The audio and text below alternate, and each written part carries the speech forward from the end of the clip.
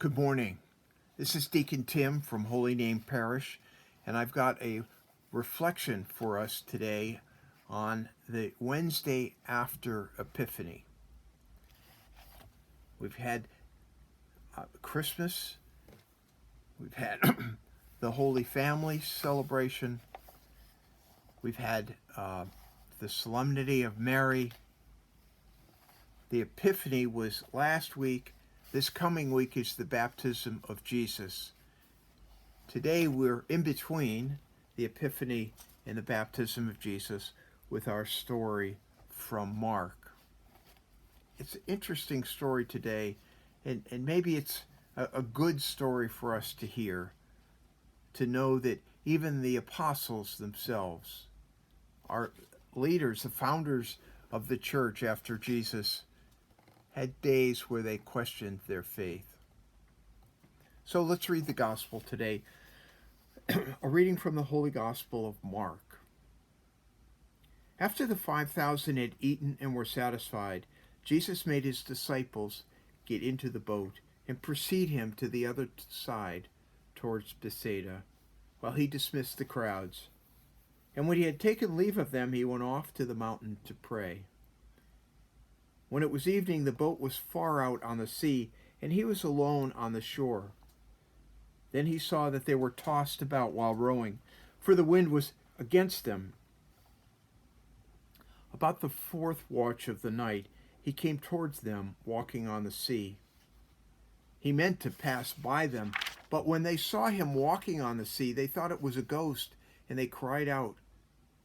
They had all seen him, and they were terrified. But at once he spoke with them, "Take courage.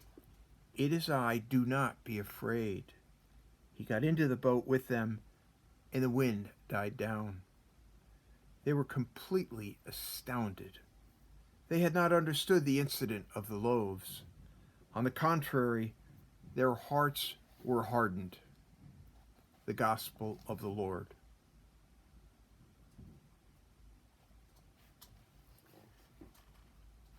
Just think of one of your bad days. That's the title I put on this short reflection. Just think of one of your bad days. What if we imagine we are with the disciples in this story from St. Mark? The story is from chapter 6, so the disciples, all of us perhaps have been with Jesus for a while now. They had even seen Jesus calm the waters when he woke up. Remember, he was in the stern of the boat, and the seas were rough, and they called to him for help, and he calmed the waters and then went back to his nap. Yet, in this story, they struggle to understand what's going on, and their hearts are hardened by the events of the day. I pulled out just a few phrases from the gospel today. Let's listen to them. Jesus made his disciples get in the boat. He made them get in the boat and sent them off without him, while he dismissed the crowds. Jesus went off to the mountain to pray by himself. The disciples were tossed about by rough seas as they rowed across the Sea of Galilee. It was a tough row. Sometimes when the wind's behind you, it's much easier. They were going into the face of the wind, causing splashes, waves breaking on the bow, and hard work pushing against both the water and the waves. Jesus came towards them walking on the sea. He meant to pass them by. They thought he was a ghost. They were terrified. They were completely astounded. They did not understand the loaves and the fishes. Their hearts were hardened. The apostles are struggling to understand their boss. What's going on? They're leaving an event that was amazing, feeding 5,000 people from just a few loaves of bread. They saw Jesus walk on the water. They saw him calm the winds and the waves. They had never seen or heard of anyone walking on water. They fished these waters. They know how deep they are. They might even have fallen off the boat over the gunwale and into the water, pulling their nets in. They knew that the water was deep. Yet, All of these things that Mark talks about has hardened their hearts. They're not in a good place. What are we to make of their situation? We know how this story comes out in the end. We're here talking about it. We're here talking about the miracle of Jesus Christ and the good news of the gospel, and he taught us the fact that he died and rose from the dead and opened the gates of heaven for all of us. We know that story, and we're living it today. But let's reflect just on this day today. The disciples must have very mixed emotions today, this day of theirs, about their choice of careers, about following Jesus, what they get themselves into. What about all these strange happenings? Maybe their feelings were hurt by Jesus sending them off. It was interesting terminology. Jesus made them get in the boat. They didn't have a choice there. And they don't understand his need to get away to pray by himself. They do not exhibit the deep faith in Jesus that they will find in the months ahead. That deep faith that'll lead them to their own deaths as martyrs soon enough.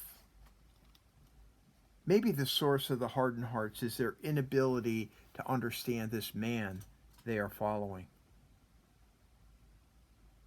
It seems to me that Mark is sharing this with us today, for us, particularly in these days of challenge, with the renewed onslaught of the pandemic. Even knowing, we all know that a vaccine is coming, but we're fearful, rightly so, of going into crowds, grocery stores, and workplaces. We pray almost automatically, and I hope we all pray daily for the firemen, the policemen, the EMTs, the doctors and nurses and hospital workers. Many, many heroes going into harm's way for all of us, serving all of us every day. We can find solace in this story about the apostles, perhaps knowing that even these apostles had lapses of their faith. The key fathers of the church struggled sometimes with their faith in Jesus. But as I said, we know how the Gospel of Mark ends, how Jesus saved us all, how there is love and hope in the world found in our faith in Jesus Christ. Faith softens hardened hearts, and our relationship with Jesus will guide us on our journey. We can have confidence in that. So with that thought, I'll leave you today. Good luck. I hope you have a better day than the apostles did 2,000 years ago.